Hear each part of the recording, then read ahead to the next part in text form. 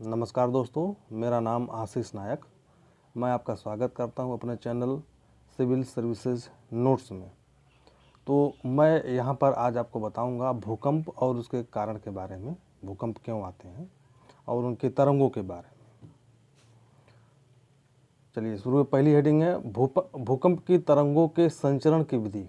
ध्वनि तरंग एवं प्रकाश तरंग की भांति ही भूकंप की तरंगें भी संचालित होती हैं। भूकंप तरंगें मुख्यतः 3 प्रकार की होती हैं। भूकंप की तरंगें आप हमेशा याद रखें, मुख्यतः 3 प्रकार की होती हैं। प्राथमिक तरंग या पी तरंग, प्राथमिक तरंग या पी तरंग, पी तरंग को ही डिनोट करते हैं प्राथमिक तरंग से, प्राइमरी तरंग। पी तरंगें ध्वनि तरंगों की भांति आगे पीछे धक्का देते हुए चलती हैं। ये तरंगें सबसे अधिक गति से गमन करती हैं। इनकी गति 8 से 15 किलोमीटर प्रति सेकंड होती है। इसे धक्का देने वाली या खींचने वाली तरंगे कहते हैं। इनकी गति इनके मार्ग में पड़ने वाले चट्टानों की सघनता पर निर्भर करती है। यानी कि कोई भी तरंग हो, चाहे प्राथमिक हो द्वितीय हो, उनकी गति मार्ग में पड़ने वाली सघनता यानी कि चट्टानों की सघनता के ऊपर ही निर्भर करती है। ये तरंगे ठोस, द्रव्य तथा गैसीय माध्यम में गमन कर सकती है। महत्वपूर्ण फैक्ट है, आप इसे नोट कर लीजिए।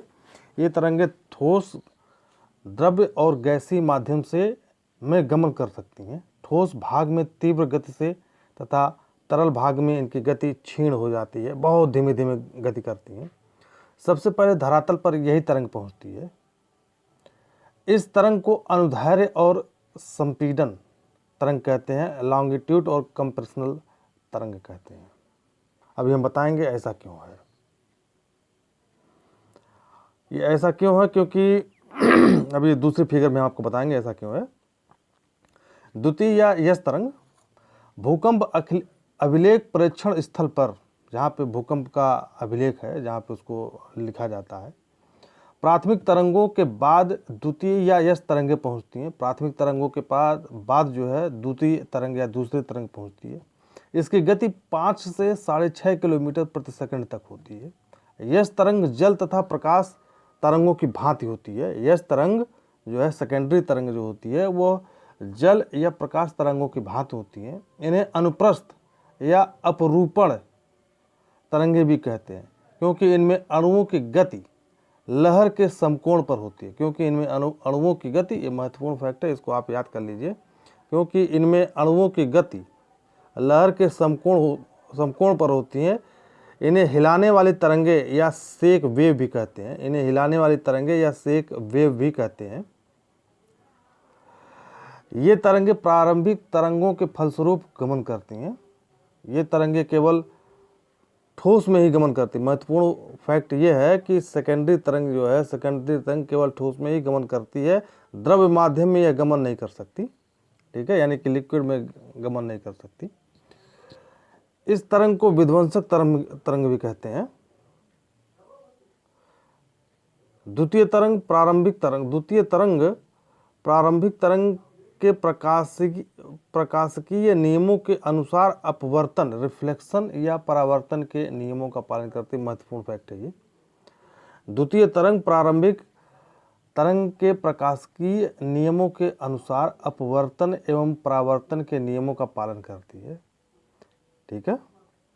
प्राथमिक और द्वितीयक तरंगें मुख्यतः धरती की गहराई में ही संचालित होती हैं। प्राथमिक तरंग और द्वितीयक तरंगें मुख्यतः धरती की गहराई में ही संचालित होती हैं। अतः इन्हें पृथ्वी की आंतरिक संरचना का ज्ञात होता है।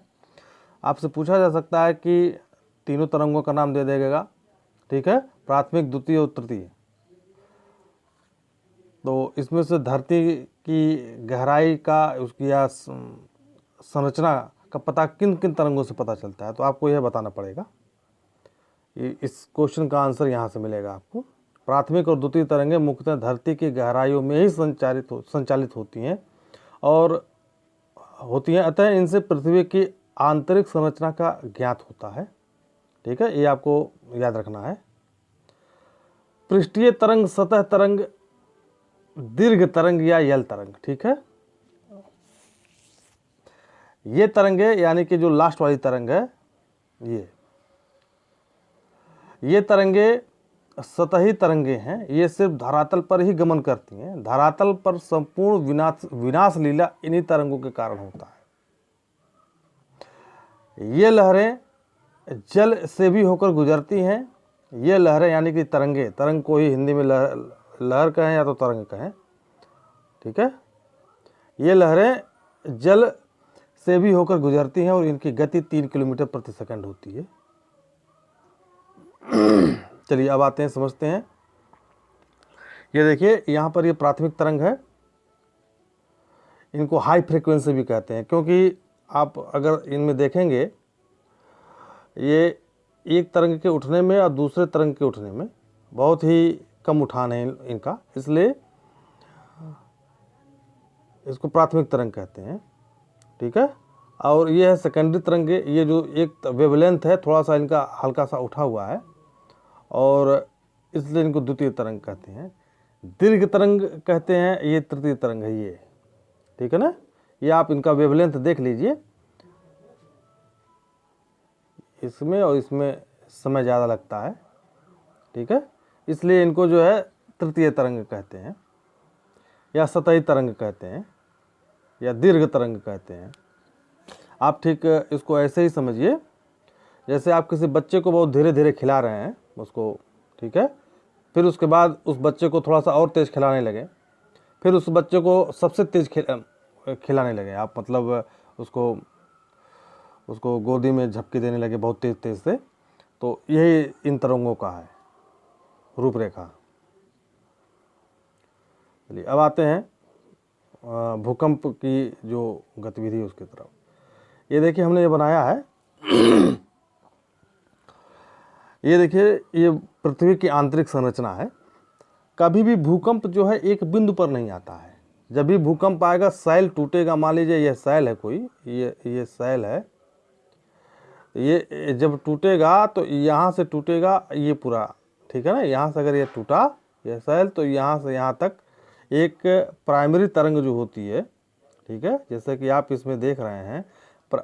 भूकंप हमेशा रेखीय गति में होता है या रेखीय होता है, भूकंप हमेशा लंबवत होता है, ठीक है। ये प्राइमरी तरंग है, प्राइमरी तरंग हमेशा लंबवत होता है। उसके बाद ये जो आपका उठा हुआ है जो पृथ्वी की सतह तक आता है सबसे पहले, ये है सेकेंडरी वेव है, द्वितीय तरंग है, यस तरंगे हैं, ठीक है। और जो तृतीय तरंग है यानी कि यल तरंग ये है, यल तरंग ये है, ठीक है, जो सबसे ज़्यादा विनाश फैलाती है। अब ठीक इस तरीके से समझिए इसको कि जैसे हम एक टिकट खिड़की पे टिकट लेने के लिए खड़े हैं, एक लंबी लाइन लगी हुई है यहाँ से लेके यहाँ तक, यहाँ पे टिकट खिड़की है, ये टिकट खिड़की है, तो यहाँ पे एक लाइन लगी हुई है, ये है प्राइमरी लाइन आपकी, यानी कि प्रारंभिक तरंग है या प्राइमरी लाइन है। और यहाँ से धक्का दिया जाता है और यहाँ से धक्का दिया जाता है, तो बीच की लाइन टूट के यहाँ चली जाती है, ठीक है ना। तो ये हो गया आपका सेकेंडरी, यहाँ बीच का जो आदमी खड़ा हुआ है बाहर निकल जाता है, तो नीचे से और ऊपर से कंप्रेशन पड़ने के कारण जो है ये ऊपर उठ जाता है तरंग, सेकेंडरी वेव हो जाती है, ठीक है। और उसके बाद जो है ये लौट करके जो है आदमी जो बाहर निकला है घर चला आता है। इस प्रकार ये जो है हो गई आपकी जो तीसरी तरंग यल तरंग हो गई, दीर्घ तरंग जिसको कहते हैं। चलिए अब आगे बढ़ते हैं। ये देखिए हमने यहाँ पर आपको बताया है प्राइमरी वेव है, ये प्राइमरी तरंग है, ये उसके ऊपर से सेकेंडरी तरंग है, और जो ये ऐसे फैल जाता है ये जो है आपका दीर्घ तरंग है। और एक दूसरी बात तो यहाँ पर यह है कि जहाँ सबसे पहले भूकंप पैदा होता है, ठीक है, यहाँ पे भूकंप आया तो इसको भूकंप का अधिकेंद्र कहते हैं। और जहाँ पे भूकंप सबसे पहले महसूस किया जाता है, उद्गम केंद्र कहते हैं, एक बार ध्यान से सुनिए, जहाँ पे भूकंप सबसे पहले जहाँ चट्टान टूटती है उसको उद्गम केंद्र कहते हैं, और जहाँ पे सबसे पहले भूकंप महसूस किया जाता है उसको अधिकेंद्र कहते हैं। उसको जहाँ भूकंप सबसे पहले महसूस किया जाता है उसको अधिकेंद्र कहते हैं। भूकंप का उद्गम केंद्र, अधिकेंद्र तथा उद्गम केंद्र की गहराई, ये गहराई है यहाँ पे लिखा हुआ है, वह स्थान जहाँ भूकंप लहरें, भूकंप तरंगे उत्पन्न होती हैं, उद्गम केंद्र, फोकस, ओरिजिन या अवकेंद्र या हाइपोसेंटर कहलाता है। ठीक है ना, जिसको अंग्रेजी में 3 नाम दिया गया है, फोकस, ओरिजिन, हाइपोसेंटर। ठीक है, उसको अधिकेंद्र कहते हैं। वह स्थान जहां भूकंप तरंगे उत्पन्न होती, उद्गम केंद्र कहते हैं या अवकेंद्र कहते हैं। जहां उद्गम केंद्र एक बिंदु न होकर एक विभिन्न लंबाई या रेखीय स्थल पर होता है, यहाँ उद्गम केंद्र एक बिंदु न होकर के, देखिए जो रेखा में पैदा होता है भूकंप, एक रेखा में पैदा होता है, रेखीय स्थल होता है। ठीक है, उद्गम स्थल के ठीक ऊपर धरातल पर अधिकेंद्र, एपिसेंटर होता है। ठीक है, जहां पर भूकंप सबसे पहले महसूस किया जाता है। भूकंप तरंग के क्षैतिज तल से बने हुए कोण को निर्गमन कोण कहते हैं, एंगल ऑफ इमर्जेंस कहते हैं। उद्गम केंद्र एक रेखीय स्थल होता है, इस कारण भूकंप रेखा दीर्घवृत्ताकार होती है। ठीक है ना, भूकंप रेखा जो है दीर्घवृत्ताकार, एक हमने कहा कि भूकंप एक रेखीय स्थल होता है, ऐसे होगा तो इसलिए ये भूकंप जो है दीर्घवृत्ताकार होगा। ठीक है, जितनी बड़ी चट्टान टूटेगी उतनी बड़े, उससे कहीं ज़्यादा वृत्त पैदा होगा। ठीक है, अंदर, धरती के अंदर धरातल पर समान तीव्रता वाले स्थानों को जोड़ने वाली रेखा को समभूकंप या सेमिकल लाइन कहते हैं। ठीक है, गहराई के आधार पर भूकंप मुख्यतः 3 प्रकार के होते हैं। गहराई के आधार पर भूकंप मुख्यतः 3 प्रकार के होते हैं। सामान्य भूकंप उसको कहते हैं जिसकी गहराई मात्र 50 किलोमीटर गहरा हो, धरती से 50 किलोमीटर, सतह से नीचे 50 किलोमीटर गहरा हो। मध्यवर्ती भूकंप उसको कहते हैं जहाँ पे उद्गम केंद्र की गहराई सतह से 50 से 250 किलोमीटर नीचे हो। और गंभीर भूकंप वहाँ पे होता है जहाँ उद्गम केंद्र की गहराई सतह से जो है 250 से 800 किलोमीटर होता है। जब ये वाला भूकंप बहुत गंभीर होता है, इसमें जान मान और संपत्ति की बहुत हानि होती है। ठीक है, जान माल की हानि बहुत ज़्यादा होती है। भूकंप की तीव्रता का एक पैमाना बनाया गया है जिसे रिक्टर स्केल कहा जाता है, जिसके रिक्टर भूकंप तीव्रता स्केल या रिक्टर स्केल कहते हैं।